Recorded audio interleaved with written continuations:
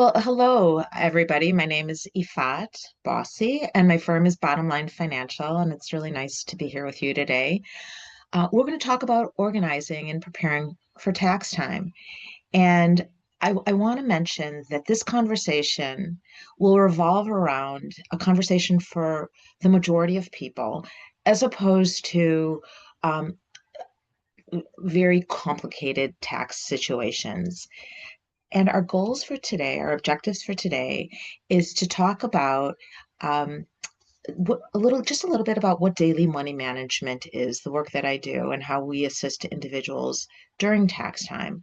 And then we'll talk about systems to get organized, as well as what are the documents that you're going to see both on the income and the expense side. And then we'll have a chat about something called AARP Foundation Tax-Aide program. And then I'll hand it over to Rob, who will continue the conversation about getting ready for tax time. A little bit about myself. I am a CPA. I studied accounting in Champaign, but I do want to say that in my role as a daily money manager, I do not um, prepare taxes and file taxes. And we'll get more into that a little bit later as to the work that daily money managers do. Um, I did work in public accounting as well as nonprofit and private industry before starting Bottom Line Financial.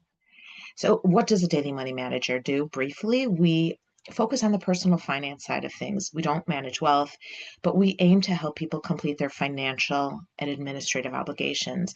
And there's a really cool organization called American Association of Daily Money Managers, and it's the organization that governs the profession of the work that we do.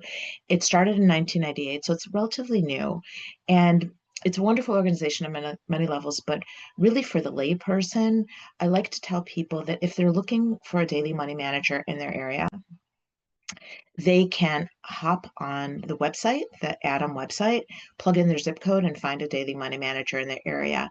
And if they proceed and hire somebody who's a member of the organization, then they're hiring somebody who has passed a background check. And it's not just once, it's every 2 years. So I will call it a vetting process that separates members of the association from other people doing similar sorts of work. And the people who might utilize a daily money manager are people who don't have the time to manage their affairs, or don't have maybe the ability to manage their affairs, or want somebody who can partner with them in managing their affairs. So it really is it's a broad range of people, from people who are disabled to busy professionals, divorcees, travelers, older adults, and trustees who might need a hand with the level of work that they have. I like to say it's a partnership, and that's the best sense of the word. And the ways that daily money managers help are with bill payment, and we throw whatever we can on autopay that's appropriate. We help with bank reconciliation so people know how much money they have in their account. We help with budgeting. We help with tax organization. Really, that's what we're going to talk about today. And we assist with technology as needed. So, with a little bit of preparation, I'd like to start the conversation by saying that um, it's manageable. The process can be manageable. And we'll talk about those organizational tips and the documents and the deductions and safe ways to file. And the reason I highlight safe ways to file is I also want to take a moment and talk about a safety tip during tax time, because you're going to see, not just during tax time, throughout the year, that there's so much financial exploitation and fraud. So I want to take a moment to address that and say that there are scammers that are out there that try to trick taxpayers to make false tax payments that they don't owe. But um, in the whole process or the scam, people are shaken up and they think they might. But I want you to keep in mind a couple of things that first, scammers might attempt to scam you over the phone or through email or even through tax letters that look convincing. What you need to know is that if they call you and um, angrily demand immediate payment over the phone, the IRS will never do that. The IRS will never call and angrily demand that you make a payment over the phone. The IRS will not threaten to send over police or law enforcement. And the IRS will not demand that you make a payment without first giving you an opportunity to appeal or ask questions. So just keep that in mind. If you have any questions about whether you owe or don't owe, and usually you know whether or not you owe or don't owe, but if you have questions, call the IRS. And the phone number for the IRS is 800-829-1040. That's 800-829-1040. So, how do we get organized? Well, there are different ways. Some people lean on financial tools like Quicken. It's a wonderful program. It helps people track their expenses. It connects to their financial institution and downloads transactions, and then you can categorize those and then print reports that you need to help file your return. But I'm going to tell you something, and that is you don't have to do that. You can keep things very simple. And what I advise people during tax time, just to stay organized, is actually not just tax time. It's really throughout the course of the year. At the beginning of a year, create a simple folder and label it tax. Well, we're almost done with 25, but tax 2025, or next year, tax 2026. And each year, at the beginning of the year, have that folder available to you. Why? As things start coming through, you can start putting things into that folder by category. So if you have medical expenses, you plop those bills after you pay them into the folder and keep it organized by medical bills. And then if you make contributions to charities, behind that, keep your section of thank you letters from those organizations that send you thank you letters for those donations. If you have property taxes that you've paid, keep those bills behind the charity donation. So you're organized throughout the year by section. On the flip side of it, if you don't want just one folder, you can have a little box like the one on the right where you keep folders that are named for the individual expenses that you're going to incur throughout the year and label it donations or property taxes or medical expenses, and also one for income. Meaning like when you start to get the documents at the beginning of the year, the 1099s, the W-2s, you could put those into the income folder. So you can keep it simple, or you can do a little bit more sophisticated method and have Quicken or QuickBooks even, and whatever is meaningful for you. But I do advise people to keep it simple um, if they don't want something so complex. So why don't we proceed with that in mind and talk about the documents that you're going to see that could help you stay organized. And I I advise people to use as a guide or um, as a guide from the prior year, your prior year's tax return. Or if you're working with a CPA, ask them for their tax organizer. They usually send it without you asking it. And it's a path. It shows you the path of what you did in prior years. And it's a great tool to help you if things are pretty much staying the same. That's what you're going to want to gather throughout um, your preparation. So use those as a guide. So what are the documents that we're going to see? So we're going to talk about the income documents, and then we'll talk about the deductions or the expense side of things. So the income documents, they'll come in the mail, and they'll often say tax. So those are important. And you're going to take those and open it up. And if it's a 1099 or a W-2, you're going to stick those into your tax folder. And then you won't have to search for those on your desk, in a pile. So stick them right in the folder. The 1099s are, if you're not familiar with it, those are forms that an organization will send to you that reports different types of income that aren't wages, salaries, or tips.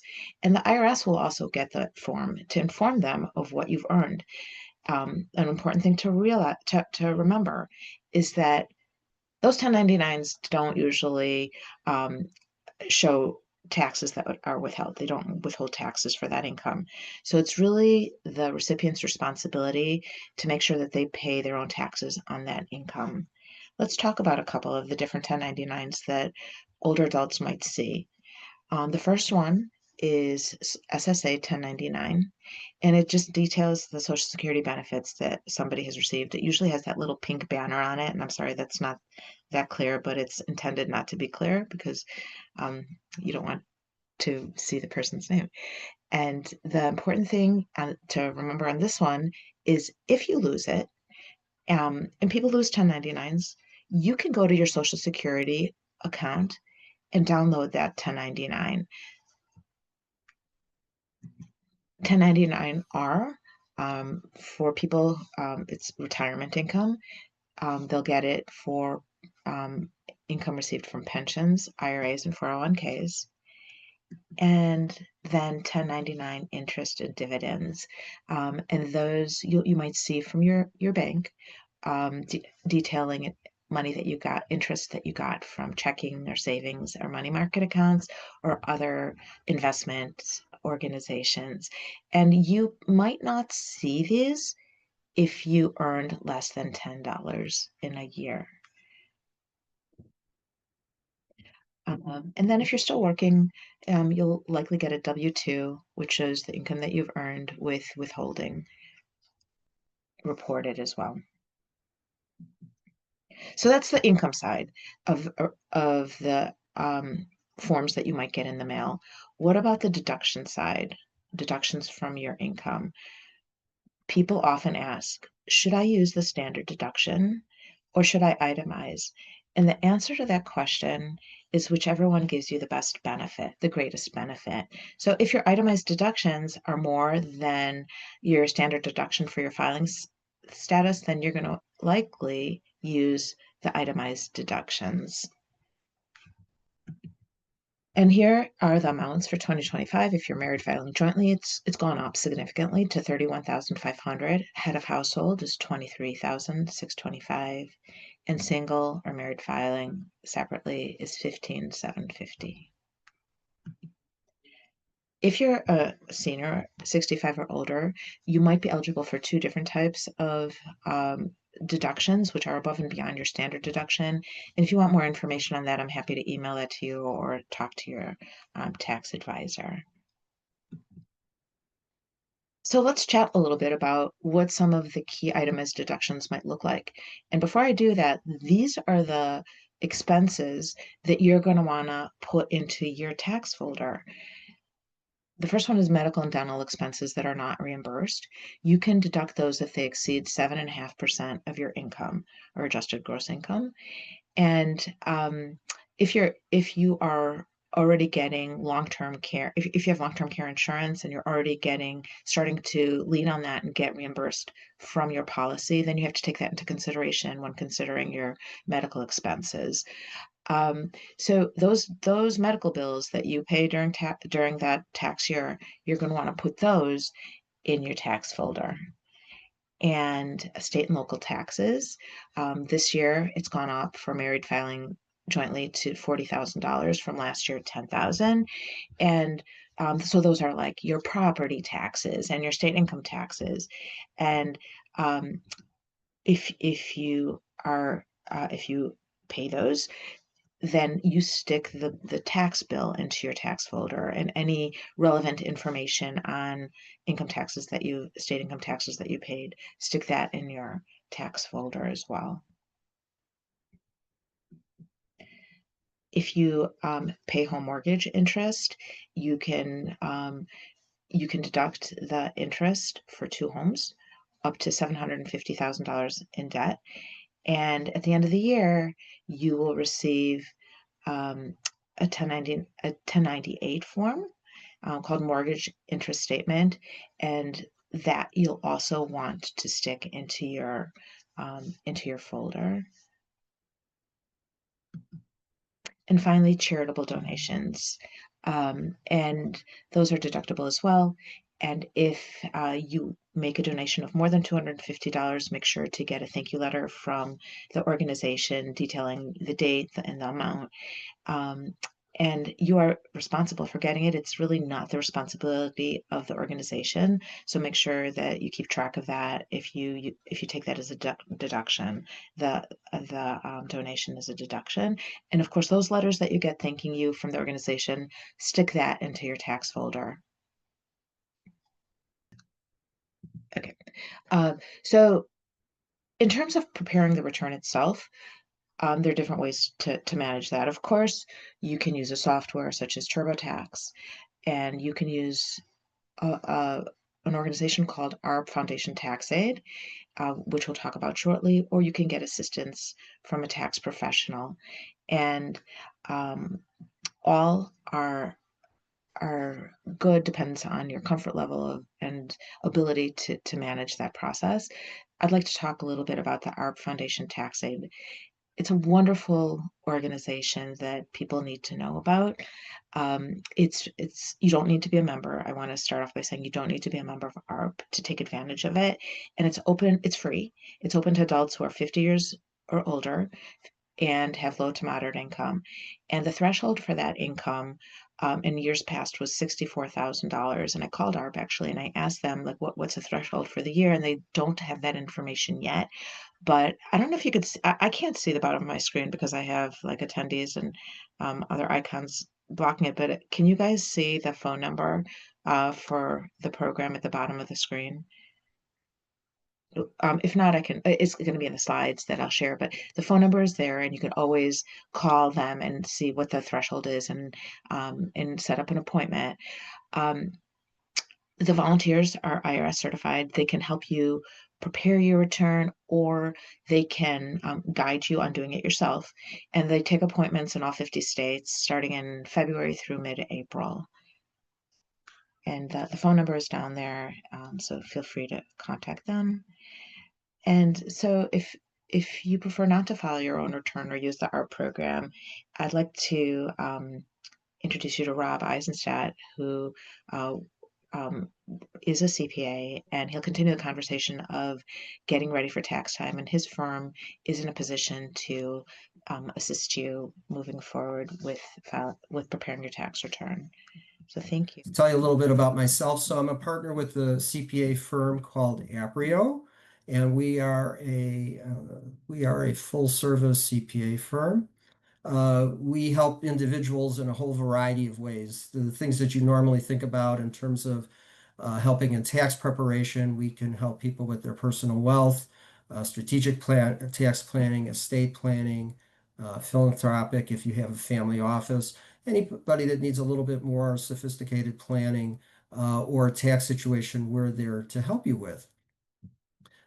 So I'll make sure I go the right way. So what I want to do today is just cover a few basic areas that will be relevant, could be relevant to you, could be relevant to your family, to remind you about some things that could impact you as you prepare for your tax filing season and other things. So the first section I wanted to talk about a little bit was IRAs and required minimum distributions. So if you have an IRA and you're already about the age that requires you to take out, if you're younger, you don't have to take the money out. Once you get to a certain age, you do have a requirement to take a percentage every year, and it's based on your age. And every year, that amount gets recalculated. And usually for most people, they can go to their investment advisors who are holding their IRA investments, and they'll do that calculation for you. Now, despite the fact that you have a required minimum distribution, you can take more if you need it, right? If you need the liquidity, there's a resource of income for you, but understanding that every dollar that you take out of a regular taxable IRA is taxable income to you. So important to know that if you have choices of where to take your cash from, if it comes out of an IRA, a traditional IRA, it is taxable income.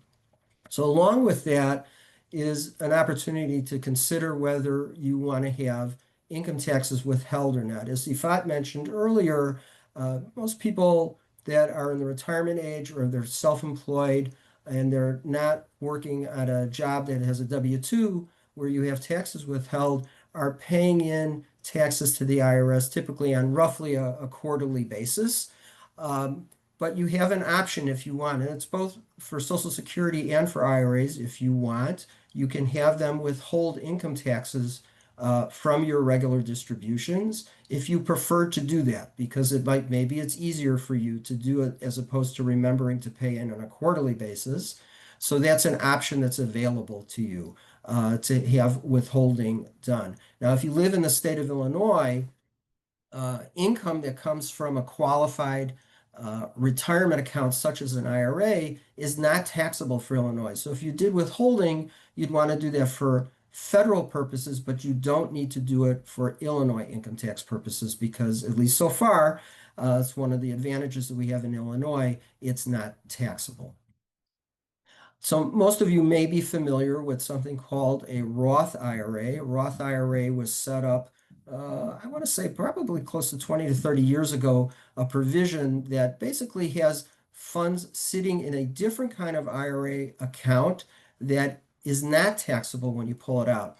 A regular traditional IRA, when you put money in there, you are expecting to get a tax deduction to reduce your taxable income at the time you made that IRA contribution. A Roth IRA is the flip side to that. If you put $5,000 into a Roth IRA, you're not getting a deduction when you contribute those funds. But the good side of a Roth IRA is when you pull the money out, it's built similar to a traditional IRA. The funds are growing, hopefully growing, if they're invested properly over time without you having to pay tax on it. When you pull the money out of a traditional IRA, it's taxable. But if it's a Roth IRA, it's not taxable. So in particular, we like to recommend for younger people who are beginning their path toward retirement, who may not need the tax deduction so much. It's good to put into a Roth IRA because then they never have to worry about it. Another advantage of a Roth IRA is it's an ability to protect you against potential estate taxes for people who have a taxable estate. An IRA, a traditional IRA, is included in their estate for estate tax purposes, but a Roth IRA is not. And because of that, many people have looked at the benefits of converting a traditional IRA to a Roth IRA. And basically, what you would do if you wanted to do that, you would speak with your investment advisor where the taxable IRA is and say, okay, I want to convert some money this year from a regular IRA to my Roth IRA so that I don't have to pay tax in the future, but maybe also because I don't want it part of my estate. But when you do that, it's important to realize that the fact of just converting from a regular IRA to Roth IRA is actually taxable income to you, even though you're not taking the cash to spend. By doing that conversion, it is taxable. Now, it may be a good time to do it if you're in a low tax bracket, so there's not a lot of tax or potential tax to pay based on doing that. But it's important to remember that it is a taxable event. And another item to think about is some people will be very aggressive in doing conversions of IRAs to Roth IRAs for the reasons that we just mentioned. But it could have an impact on your Medicare premiums because Medicare premiums look at what your traditional income is. And if you converted a large dollar, a large amount of income, let's say the couple $100,000 of income you have, all of a sudden, it's going to wind up in your Medicare premiums going up. And I know from experience that when taxpayers receive their Social Security statements and their Medicare premiums go up, it's a painful thing, and usually people don't like to see that. Also, to note about beneficiary IRA rules, you may be a beneficiary already if you had a spouse who passed away or a parent who passed away, that you're receiving an IRA, their IRA passed down to you. And there are different rules, and sometimes they can get complex in terms of how and when you have to take that money out. Typically, a spousal IRA, you don't have the same kind of restrictions, but a beneficiary IRA, if your son or daughter received one from you or you received one from a parent. I even have a client that went the other way and he had a child who passed away and wound up with as a beneficiary of the IRA. Typically, under the rules now, you're going to have 10 years to pull that money out. Depending on the timing and some other issues, there may or may not be a minimum to take out each year, but you definitely have to take it out within 10 years. Okay, let's see if I go the right way here. Okay, let's talk a little bit about um, capital gains and your investments and the possibility of tax loss harvesting. We're in an environment right now where the stock market has been aggressively going up for the last couple of years, and sometimes people wind up with surprises that they weren't expecting, particularly for those of you that have investment in mutual funds.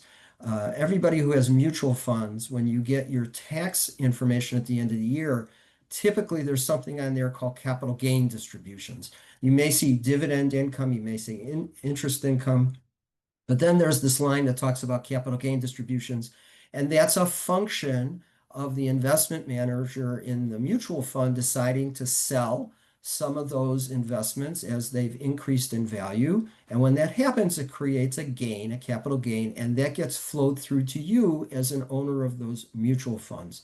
Those capital gain distributions are taxed in the same way as if you yourself had stock in IBM, for instance, and decided to sell it for a gain. So that's adding into those capital gains. Uh, what you want to look for is to try to have an opportunity to shelter some of those gains so you don't have to pay as much tax. Now, there may or may not be a lot available this year, again, because the stock market has gone up so much. But to the extent that you work with your investment advisor and see that there may be some investments that are sitting in a loss position, you probably want to take advantage of that by capturing those losses before the end of the year in order to shelter any other gains that may be reported for you for income tax purposes.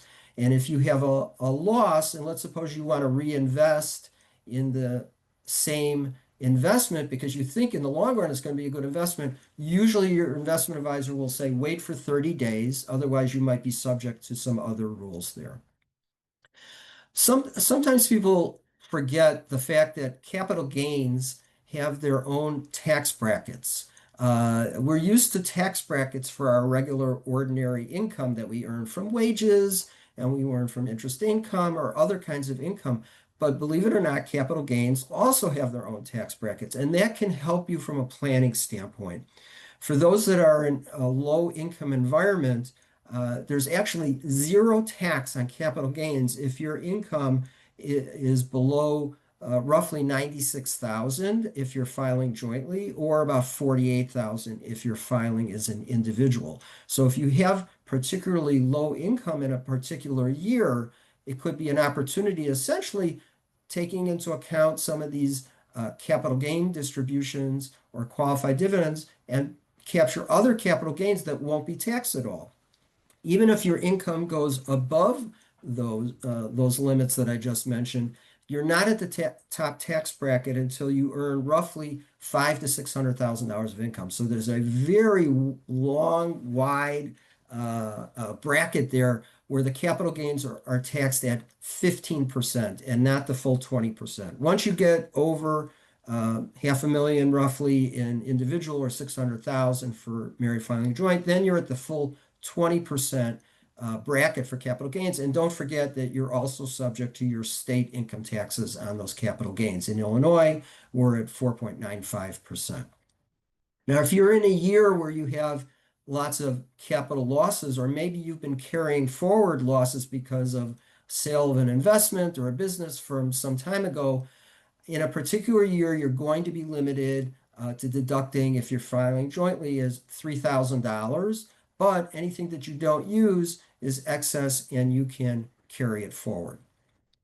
One last item here is if you're considering selling stock that you've earned a lot of capital gain on. So let's suppose you bought Microsoft 50 years ago and you're sitting on a huge unrealized gain there.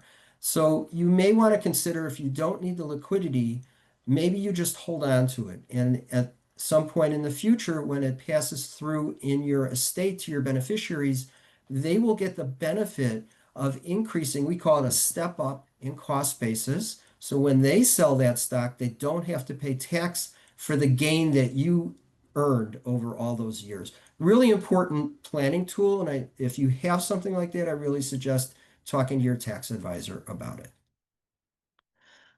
Let's talk a little bit about charitable giving. Ifat had talked a little bit about donations and how that affects you from a tax perspective. Related to the IRAs that we talked about earlier, there is a provision that allows an individual that's over 70 and a half to make a qualified charitable distribution directly from their IRA to the charity. And you can actually do up to $108,000 in the current year for doing that. Now, what's the benefit of doing that? Particularly for somebody that's not itemizing their deductions. If you're not itemizing, then you get very little or no benefit from a tax perspective for making a donation. So by doing this, what it does is it lowers the amount of income you have to report from your IRA. So let's say, for instance, you have an annual IRA distribution. Your required distribution is $50,000. If you take that, it's taxable income to you. If, on the other hand, you decide, you know what, I usually make charitable contributions of $20,000 every year to my favorite charities. So instead of doing it from your regular checking account, you instruct your investment advisor and say, I want to take 20,000 from my IRA and contribute it to my charity. So what happens then? The amount of taxable income you have for your IRA, instead of the full 50, it's only 30. It's a big benefit by doing it. It's a great tool. But what's really important to remember is that the donation has to go straight from your IRA account. You can't take it out yourself and then contribute it, because as soon as you take it out and you hold that check, it's taxable to you. So you either have to instruct your investor to do it, or there's a couple of the larger investment houses like Fidelity and Schwab that actually have an online ability to use their checkbooks for this purpose. So it's a great tool. It's a great way to save taxes by still giving the same amount of charity that you otherwise would want to give to your favorite charities. As I mentioned, it really also relates to whether you're itemizing deductions or not. And in today's environment, if somebody doesn't have a mortgage or really high level of medical expenses, it's really unlikely they're going to itemize deductions. So that's where this strategy comes into play and is very valuable. One last thing on this item, really important to tell your tax preparer that you did this, because you're not going to get an automatic reporting from your investment advisor. When you receive that 1099-R form for your IRA distributions, it's still going to show $50,000 like I indicated before. So you have to let your tax preparer know, hey, by the way, I did $20,000 directly out of my IRA that was part of that 50. And to the extent you can give them some backup, some documentation, they'll appreciate it very much. Another item to consider on the donation side is appreciated securities.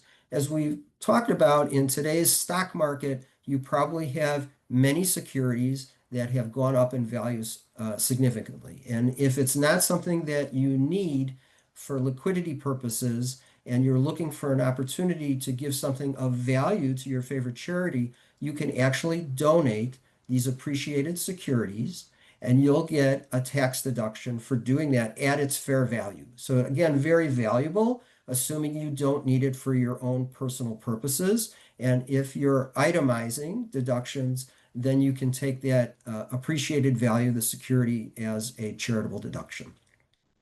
Other items to consider on the charity side. We have some new rules coming in 2026 for charitable giving that are going to start limiting a little bit the ability to deduct some charity. Up to now, if in 25 you made a donation, you get credit for 100% of the donation without any limit, up to roughly 50% of your adjusted gross income, depending on who you contributed to. Many people, from a strategy standpoint, are considering this year bundling their charitable contributions into 25 in order to avoid some of the new limitations coming in 26. One of the ways to do that is to consider a donor advised fund. So if you're not ready to decide who should get this charitable donation, you can set up a donor advised fund, put the money into the fund, you'll get a charitable deduction on your income taxes this year, and then you have more time to instruct the investment advisor where to donate those funds to. For 26, there will be a new charitable deduction, a smaller one, $1,000 for single and $2,000 for married filing joint, for those who are not itemizing. Last item, just to let you know, if you're in a more complex situation, there are opportunities to do things through different kinds of trusts where you're bundling up front money that's going in where you can get a large charitable deduction, and either you may get a return on your money, you may get money going to the charity later on, but you're getting more current tax deductions now. So if you're in a situation like that, you talk to your tax advisor, or we're happy to help you with it. Let me see if I can get this to move a little bit. Okay. A few points on financial planning. To consider your assets and liquidity. What do you really need on a daily, monthly, annual basis? Very important for you to track that, and EFOT services are really great to help track things that you're holding in terms of your personal assets. Take into account the size of your estate. If you happen to have a really high level of assets that you may be subject to estate tax purposes, we're still at a very high level, 13 million or more before you might be subject to estate taxes. But Illinois has its own estate tax that's roughly in the $4 to $5 million, not tax, but if you have an estate that's at that level. So most of the time these days, it's really important, if your assets are above that level, that you're working with your estate planning attorney to make sure that they provide in your will and your trust documents the proper structure to avoid estate tax in Illinois, even if you don't have estate tax concerns for federal purposes. Gifting strategies are something that's very common that people use to reduce their estate. The lifetime gift exemption mirrors that estate tax exemption. So if you have really significant assets, you can find a way to gift portions of your assets without it being a taxable event. Most people don't realize that gifting is really a reporting issue for the donor, the person who's giving the money, not the donee. If you give money to your son or daughter, it's not a taxable event for them. It's not income. The interest of the IRS is really more, are you trying to move money out of your estate? And if you have a potential taxable estate, they don't want you sending too much money over without reporting it. So very important to know that, and that you may have something you do need to report. Generally, the annual gift exclusion is $19,000 per person, or $38,000 for gift splitting with a spouse. What that means is you can say give $19,000 to your child, and you don't have to report it to the IRS. Even if you did more, you'd have to report it to the IRS, but it's not taxable to you generally. You just may have to use some of your lifetime exemption, but you have a reporting requirement. So that's important to keep in mind. For some taxpayers, even have large life insurance policies, may have gift reporting purposes too. But something to keep in mind is that you can give direct gifts for tuition, let's say to your grandchildren, you give it straight to tuition. You don't have to do a gift tax return if you do it. If you cut a check directly to the University of Illinois on behalf of your grandchild, that's not considered a reportable gift and it's not a taxable gift. You could consider pre-funding 529 plans to help your children and grandchildren with their funding for college. But if you do over the annual exclusion there, then you have to file a gift tax return to report it to the IRS. But again, it probably won't be taxable, but you need to report it. Let's go back this way. Couple things just on estate planning issues. A lot of complexity could be, we want to make sure you understand the plan because there's a lot of jargon that goes into these wills and trusts, and you should feel free to ask your attorney enough questions until you really understand what they're saying. You want to understand when your beneficiaries are entitled to get the funds. A lot of people put limitations to say, oh, I don't want my children or grandchildren to have full access to these funds until they're 21 or 25 or 30 or 35. Important for you to understand that. Most likely, a lot of people, their attorneys have set up a living trust that was there in order to protect against reporting or possible taxation or working through probate court. In order for those strategies to work, it's really important that you actually fund those living trusts. You have to rename those assets in the name of the trust. I see it all the time that people have big estate plans, fancy plans, and then they don't fund the trusts. And the lawyers will say, I told them to, but important to do. Very important, sign your medical power of attorney. All of us go through health challenges at time, and sometimes we're not in a position to make medical decisions on our own. Very important to have one person in charge, not necessarily a group. If it's a group, the doctor may make a decision as opposed to the people you want to. Same thing for a durable power of attorney for financial purposes.